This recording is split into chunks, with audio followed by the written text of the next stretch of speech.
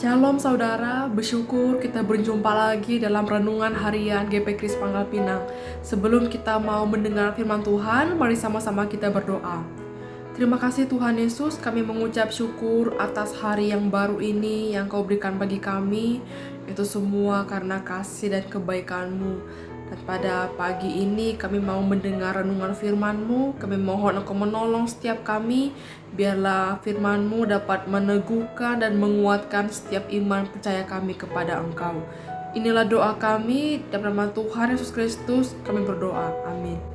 Saudara, pernahkah kita menghakimi orang yang berdosa?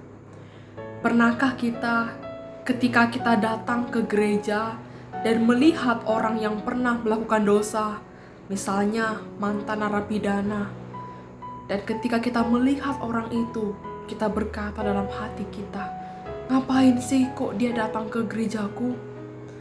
Atau pernahkah kita kecewa dan tidak mau lagi menerima orang yang telah kembali jatuh ke dalam dosa? Saudara, perlu disadari bahwa hati kita cenderung menghakimi orang lain. Tapi apakah itu yang Tuhan inginkan?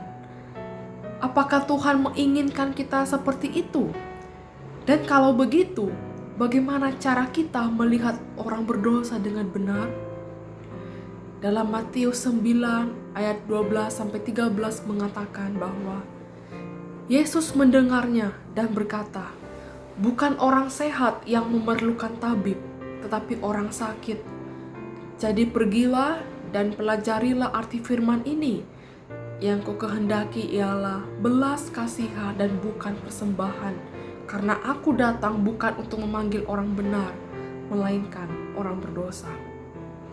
Saudara, sepanjang Injilnya, Matius menulis untuk rekan-rekannya sesama orang Yahudi yang sering kali tersinggung dengan cara pelayanan Yesus. Dan di sini menggambarkan salah satu dari sekian banyak adegan dari Yesus yang menantang kesalahpahaman orang-orang Farisi terhadap apa yang Tuhan inginkan. Dan di sini orang-orang Farisi berpegang teguh pada kekudusan yang ada dalam kitab Imamat. Mereka memahami tentang kekudusan bahwa untuk menjadi seperti Allah berarti dipisahkan, disembuhkan dari dosa. Dan oleh karena itu, setiap orang yang ingin menjadi umat Allah harus terus menghindari atau tidak lagi seperti orang yang jatuh ke dalam dosa. Dan di sini Yesus mengambil pendekatan yang berbeda. Yesus menekankan bahwa kekudusan seperti kesehatan yang diperoleh seseorang setelah berada di rumah sakit. Tetapi hanya jika hamba-hamba Tuhan itu mengambil orang itu, membawanya kepada dokter.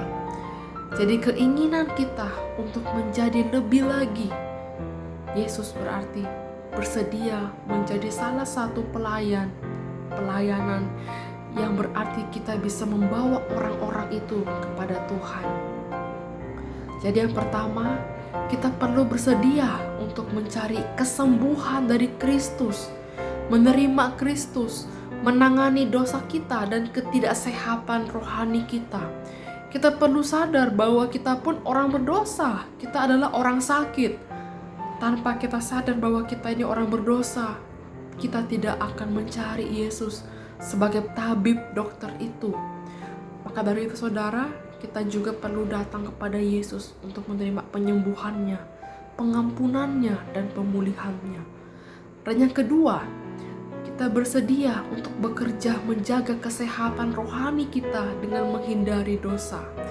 Kita menjaganya dengan berdoa, merenungkan firman Tuhan, membacanya setiap hari supaya kita terus diingatkan agar menghindari dosa dan teruslah bergantung pada kekuatan Allah yang menolong kita untuk terus say no kepada dosa. Yang ketiga, terus bertanya pada Tuhan, di manakah Tuhan aku bisa menemukan orang-orang yang sakit itu agar bisa kubawa kepada Tuhan? Dan biarlah mereka bisa merasakan kesembuhan dari dosa, ada pengampunan dan pemulihan dari Tuhan. Dan saudara, Yesus membuka tangannya untuk orang sakit. agar dia sembuhkan. Dia membuka tangannya untuk orang-orang sakit itu datang dan dia menyembuhkan orang-orang yang berdosa. Dia juga telah menyembuhkan kita dari dosa. Dan kita perlu tanya pada Tuhan, siapakah yang bisa kita bawa kepada Tuhan? Doakan dan minta Tuhan untuk menuntun kita kepada orang itu agar bisa mengenal Yesus dan menerima keselamatan baginya. Amin. Buat firman Tuhan, mari kita berdoa. Terima kasih Tuhan Yesus, hamba-Mu telah selesai berbicara.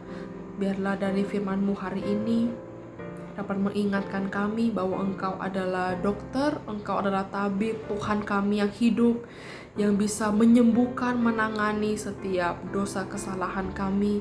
Kami mohon biarlah hidup kami di tengah rentannya kami jatuh dalam dosa, tapi kiranya terus Engkau ingatkan kami, Engkau kuatkan kami. Biarlah hati kami tetap terus teguh, kuat, berpegang pada Engkau ya Tuhan. Inilah doa kami, dalam nama Tuhan Yesus Kristus kami berdoa. Amin.